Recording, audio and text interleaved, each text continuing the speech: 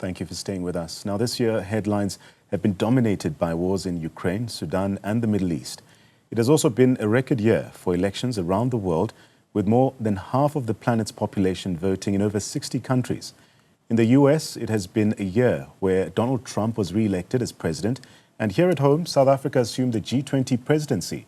Now, to help us look back at these events and more is Professor Siphamandla Zondi, who's the director for the Institute for Pan-African Thought and Conversation at the University of Johannesburg. Prof, good to have you on the program this evening. So you've heard some of the stories that I touched on in the intro, but for you, looking back at 2024, which international political events do you think had the most impact, especially on South Africa, and why? Yes, no, good evening and good evening to your viewers. And it has to be the U.S. Politics, internal and domestic politics, the contestation between the left and the right in the United States that has kept the issue about the relationship between the U.S. and South Africa right on the top of the agenda. And remember, there was a visit by three top U.S. officials to manage the matters related to AGOA.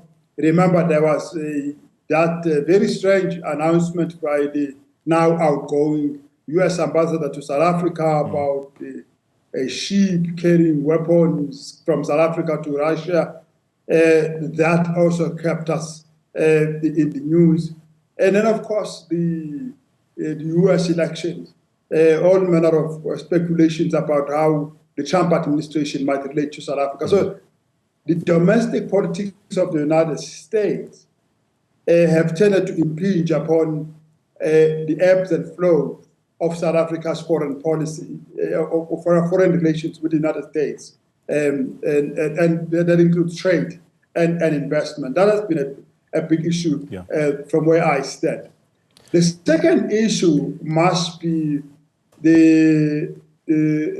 Africa's joining the G20. It becomes one of the major global economies, and South Africa is expected to harness that role and support that role throughout 2024, when Africa fully participated in the G20, and South Africa was under pressure to support this new role by Africa. And I think for me, the third one must be the continued difficulties between the United States and Russia, United States and China.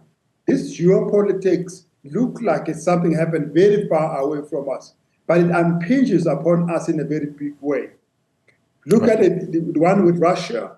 It affects cereal imports onto the African continent, and cereals are important foodstuff for many on the African continent. And that is a direct bearing. It affects us too, because it affects food prices, and you are tied in that. But it also affects us in terms of questions being asked about who do you support now, being forced to support this or that side. And then South Africa took a position to be non-aligned, so not support any side. But as soon as the president referred to Russia as a key ally, not a friend, a key ally. In the United States, ally means the one that you are militarily and you're strategically tied to. But I think South Africa meant ally in broad terms, that we ally with Russia on global reform, on the reform of the UN and stuff. But it doesn't mean military alliance or alliance with military implications. But that did put us a bit on the back foot. And the last, it must be the China issue. A big trade war between the United States and China is not good for the global economy, and it's not good for us. And now with Trump coming, looks like that war will intensify. Trump is known to use tariffs as mechanisms for his economic diplomacy, and that does generate tensions and conflict, stiffens competition, and it tends to marginalize those that are already not at the center of geo-economic and strategic agendas in the world. And of course, lastly, our elections. Our elections had international implications because there's a lot of international attention on South Africa. And I think the decision to form an inclusive coalition government, which we call GNU in South Africa, was received very positively throughout the world. Kind of a force of stability by putting together a center-left party, the ANC, together with a center-right party, which is the DA, pushing them to work together, plus other parties. But in principle, these two were important to ensure that the post-election does not destabilize our global standing. Right. Professor Zondi, thanks for that lay of the land, by the way. But as we unpack some of the themes that you touched on, and also with this ongoing war in Ukraine, places like Sudan as well, and the Middle East, how do you see these conflicts really affecting South Africa's foreign policy, but also its standing in the global community? Oh, yes. As I indicated, the Ukraine one, it forces South Africa to align. South Africa is expected to align this or that way. But South Africa has decided to want to be non-aligned so that it can be an actor that intervenes and promote peace and all of those kinds of. But that conflict it can showcase South Africa's ability to champion dialogue and diplomacy as a means to resolve very, very difficult political challenges. But that requires South Africa to handle that with great care. That statement about Russia being an ally was going to undermine our professed non-alignment, because non-alignment means you have no ally. You are not allied. But when you say, oh, Russia is an important ally, then can undermine that strategic decision we had made to be non-aligned. So that one specific one. With regard to conflicts on the African continent, especially in Sudan, in the DRC, Democratic Republic of the Congo, and some skirmishes in West Africa, South Africa is expected to be among those countries that are assisting to continue to pursue African renaissance. And key to African renaissance is to work together to ensure that there is peace, because peace can lead to development, lead to create an environment for economic growth and investment and trade. And therefore, South Africa is expected to play its role as a key African country, together with a few other African countries. But as South Africa is not done. We have not seen South Africa actively pursue this peace diplomacy, creating a quartet of 5, 6, 7 countries from all 5 regions to come together and try and get the peace going in there. It's a sad one because that's a natural South African position, which is to seek peace. That's what we did in the DRC before, in Burundi before, we did it in Cote d'Ivoire, it's just been our default position, because we stand to benefit when peace comes, because we have sophistication, we have the economy, we have the industry, we have companies that can then go on to take up opportunities when peace is created.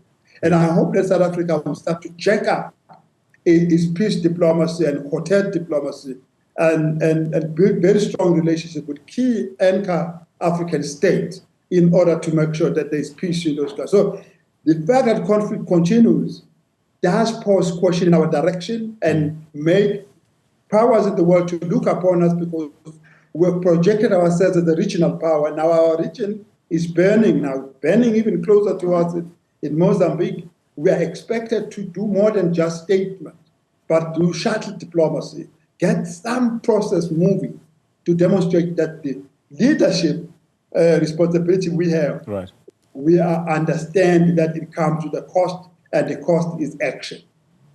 With about 4 minutes left to our chat, Prof, I mentioned in my intro that over 60 countries held elections this year, including key African nations.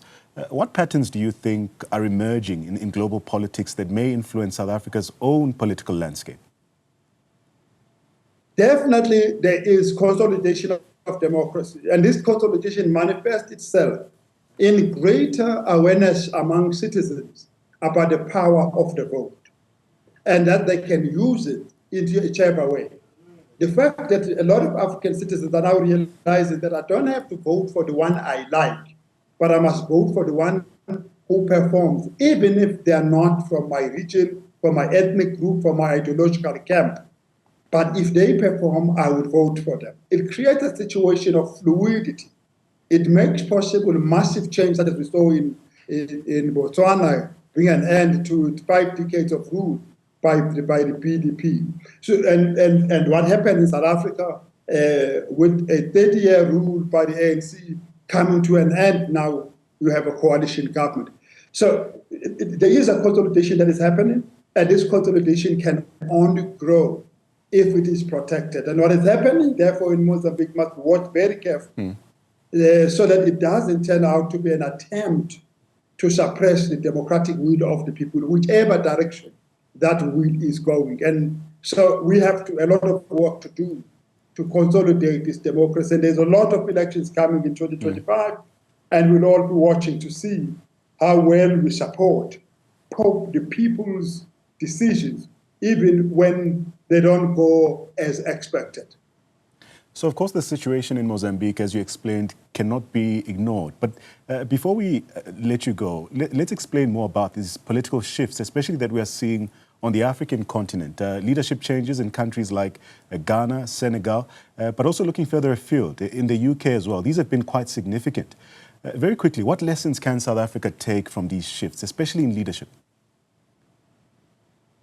Even from South Africa's own experience, is that sound democracy happens when systems that operate are predictable, which is everything is in place, you know where to vote, you know that it's predictable, but the outcome is not predictable, which means we do not know what is in the mind of the voters, and they will decide on the ballot box.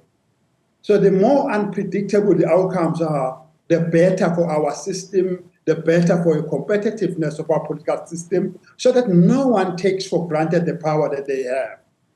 But they may therefore be incentivized to work hard for this power, so that a term in government must be treated as an election period.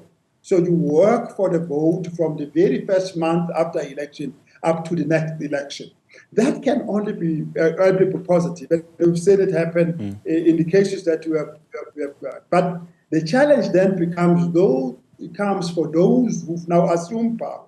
In Ghana, for example, Senegal, a new government, and in Botswana, even in Lesotho, a year before that. The challenge is for them to maintain this momentum, because if they don't maintain, people will do to them what they did to previous governing parties. And it's a very good thing that people do not allow governing parties to take their power for granted. But they must work for it. And if they underperform, they must be voted out. If they perform, they must be voted back. Prof, as we conclude, we touched a bit on Trump's impact or his re-election. Donald Trump's re-election as U.S. president, it is likely to impact global trade, like what we discussed. How do you think South Africa will then navigate, especially the challenges and opportunities of this Trump presidency, especially in terms of trade relations between these two nations? The first term by Trump was the most difficult one because it was an unknown entity. But the second term can't be that difficult because now we know how Trump behaves. If we simply look at how South Africa's relations with the United States functioned under Trump the first, there were two dynamics for me that are very important. One was that South Africa and Africa was not top of priority for Trump. Therefore, the Trump administration simply maintained which was there. Right. If that is a lesson, it simply means the relationship would remain the same. It will be left to technocrats to simply implement what has already been agreed, no major change. The second dynamic, which was troubling for us, was what that relationship did to global trade generally. And that produced indirect risks for us. And that is what we have to do. If the trade war with China intensifies, if the cleavage with the EU continues to deepen, if all of that unpredictability happens, Yeah. it affects us because we're part of the global economy. Then we'll have to navigate it the way we navigated last time, which is intensify your strategic relationships, intensify trade and investment in Africa. That doesn't get affected by the Trump dynamic. Intensify trade with Asia. That doesn't get seriously affected by that dynamic. Anyway, these dynamics help us to do what we have been told we must do for a longest time. Diversify your international trade. Go to the regions which have the highest potential, highest growth rates, but which we have not fully tapped. Our obsession with the United States and Europe must now be tamed by a strong move into Latin America, Caribbean, Africa, and Asia. We need to do it now. The National Development Plan of 2012 asked us specifically to grow trade in these particular areas. Maybe the Trump factor will help us to do what we were asked to do 12 years ago. Thank you so much for your time, Professor Siphamandla Zondi, joining us and sharing his perspective on what has been a truly eventful year. And looking ahead, it's quite clear that South Africa must navigate a complex international landscape. He's been giving us his perspective on some of these stories that have made headlines this year. We bring you more news and updates shortly after this. Do stay with us.